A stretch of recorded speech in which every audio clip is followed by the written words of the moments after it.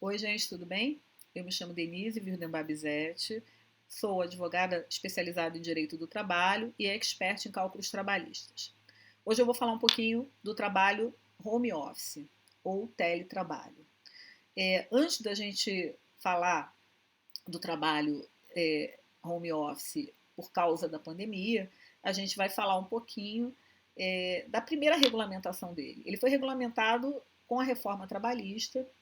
Ele foi inserido na CLT na linha A do artigo 75. Na verdade, o artigo 75 ele veio com algumas alíneas justamente para regulamentar a questão do home office. Mas, primeiro, né, o que é o home office, o que é o teletrabalho? É o trabalho preponderantemente realizado fora do estabelecimento do empregador e utilizando tecnologia da informação. Não tem como ser diferente, né? Como é que você vai fazer um trabalho se não for dessa forma? E essa definição, esse conceito está exatamente no artigo 75b da CLT. Considera-se teletrabalho a prestação de serviços preponderantemente fora das dependências do empregador, com utilização de tecnologias de informação e de comunicação que, por sua natureza, não se constituam como trabalho externo. Né? Então, esse trabalho ele tem que ser feito internamente e utiliza tecnologia da informação, não tem como ser diferente. Depois desse artigo, a gente tem a linha C, que estabelece que essa modalidade de trabalho ela tem que ser prestada mediante termo aditivo contratual. O que isso quer dizer? Se isso não constar, né, no contrato individual de trabalho, não está valendo. Então, por quê? Né? Por que essa necessidade de que conste de forma escrita no contrato de trabalho? Porque a gente pode ter um contrato de trabalho verbal ou tácito.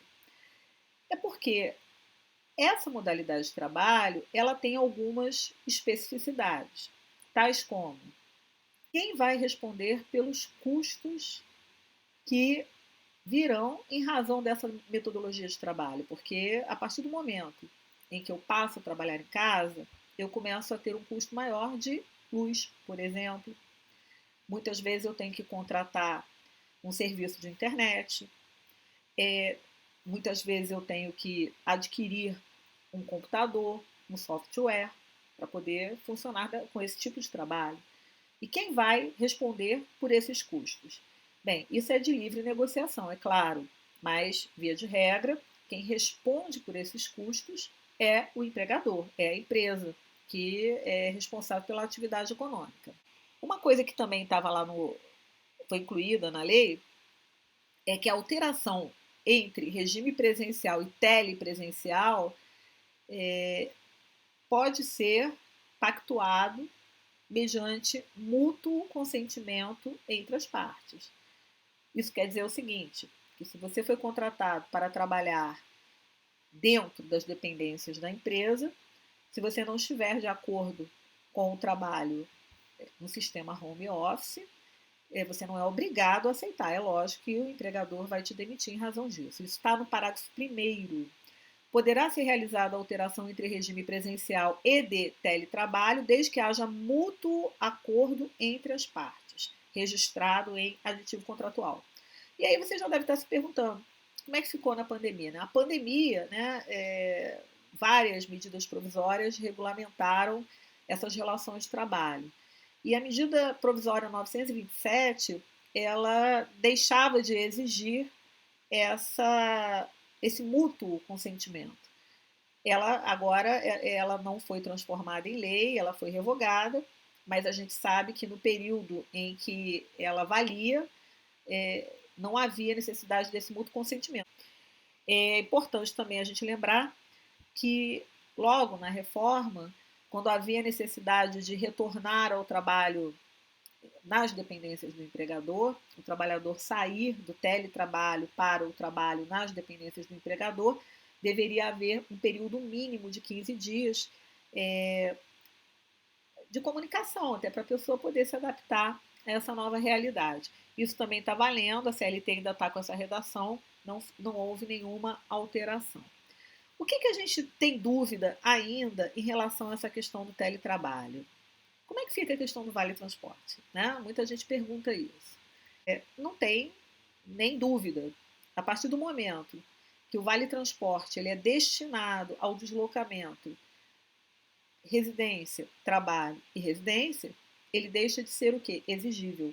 Porque a partir do momento que o trabalhador não terá mais que fazer deslocamentos, nós não teremos mais a obrigatoriedade de fornecer o vale transporte a esse trabalhador. Esse custo ele vai ser reduzido, né? Ele vai ser, na verdade, eliminado. Mas ainda existem outras questões que geram dúvidas.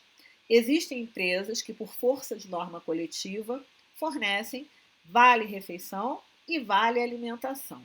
Bem, qual é a natureza jurídica, né, de ambos? Bem, o vale alimentação ele tem uma natureza jurídica de cesta básica, de cesta alimentação. Ele não está associado, via de regra, à ida do trabalhador ao local de trabalho para se alimentar. Então, não tem dúvida de que ele continuará sendo mantido. Geralmente, nas normas coletivas, ele vem associado a uma assiduidade do trabalhador. Como o trabalhador vai trabalhar home office, não haverá mais a situação de ausência ao trabalho, né? Até, mesmo que ele queira, ele não vai conseguir se ausentar. Mas a questão do vale alimentação, ou melhor, do vale refeição, muita gente está questionando. A questão é, nós temos dois aspectos. Ou esse vale refeição ele é fornecido por liberalidade do empregador, e aí, de qualquer forma, ele integra o contrato de trabalho desse empregado para todos os efeitos, ou ele é concedido através de determinação de norma coletiva, e aí também ele integra da mesma forma. Então, a questão é, o fato do trabalhador estar se alimentando em casa não desonera a empresa do fornecimento desse benefício. O que pode talvez ser reestudado é o método de fornecimento, porque a gente sabe que o vale-refeição, via de regra, ele é utilizado em restaurantes, lanchonetes, e o vale-alimentação, ele é utilizado em supermercados. Então, seria o caso de haver uma troca, uma adaptação desse vale-refeição, isso se houver realmente essa situação, para vale-alimentação, para propiciar a compra de gêneros alimentícios no mercado.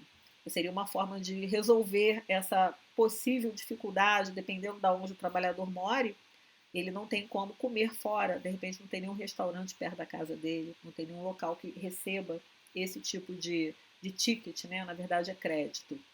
Agora, a questão mais assustadora nesse teletrabalho, e que eu acho que vai começar a dar problema muito em breve, é a questão da própria segurança do trabalhador, né? Dos riscos de doenças ocupacionais ou do trabalho relacionadas à sua forma de trabalho. Porque, em regra, o trabalhador ele não tem um local adequado para trabalhar na casa dele.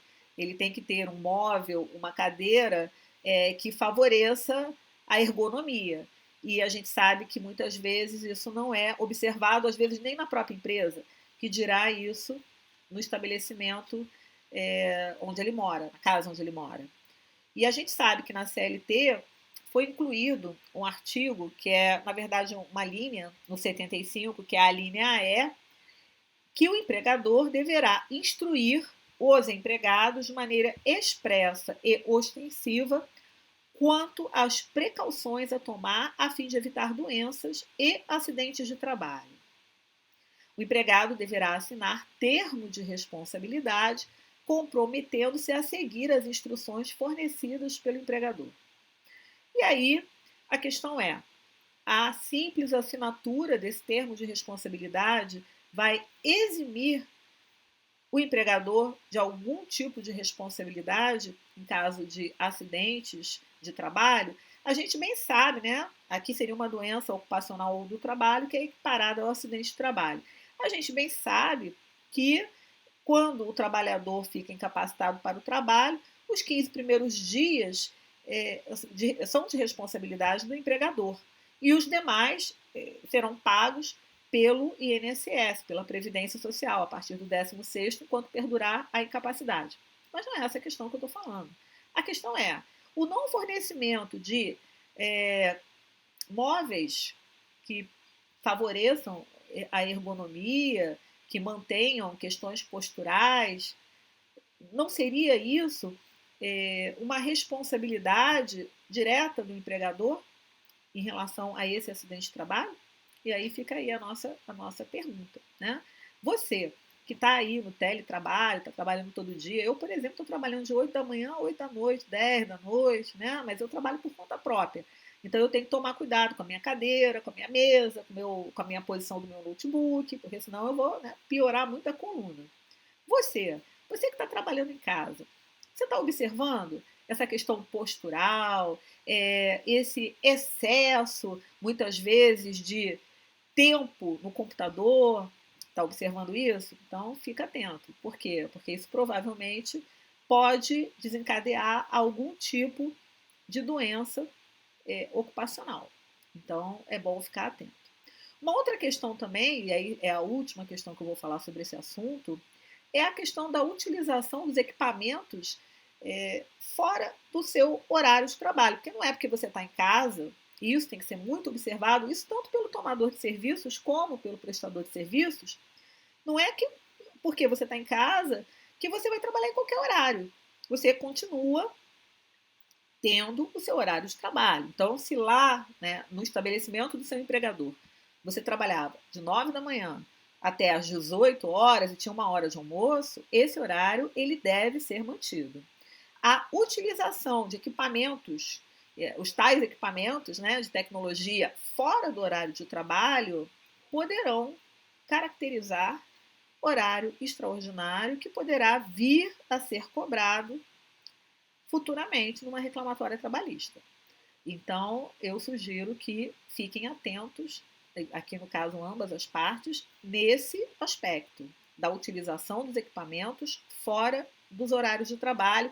E aí, mandar e-mail, WhatsApp, enfim, todos esses meios que a gente utiliza diariamente, eles serão e poderão ser utilizados como meios de prova. Bem, vou ficar por aqui. Se você gostou do vídeo, dá o seu joinha. Se não se inscreveu no canal, se inscreva no canal. E aí a gente se vê no próximo vídeo. Tudo de bom para vocês!